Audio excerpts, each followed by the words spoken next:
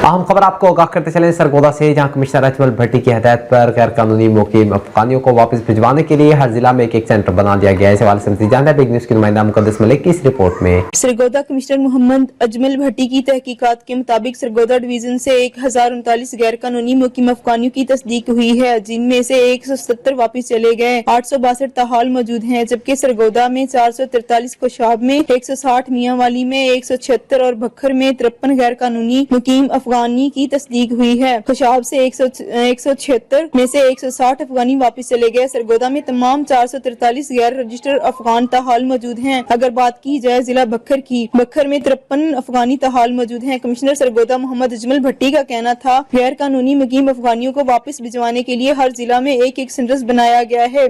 आज से चारों जिला में गैर कानूनी मुकीम अफगानियों को बतौर मेहमान इन सेंटर्स पर लाया जाएगा। तमाम सेंटर्स पर खाना, रिहाइश, फूल प्रूफ सिक्योरिटी, खवातीन के लिए अलग अलग बाथरूम की सहूलत मौजूद है। सेंटर्स पर नादरा की मोबाइल टीमें भी मौजूद। अफगानियों को बॉर्डर तक पहुंचाने के लिए ट्रांसपोर्ट की सहूलत भी फराहम की जाएगी। हुकूमत की हदायत के मुताबिक गैर कानूनी अफगान बाशिंदों को बतौर मेहमान खास तमाम सहूलियात फराहम की जा रही है। मुकद्दस मलिक, बिग न्यूज़, सरगोदा।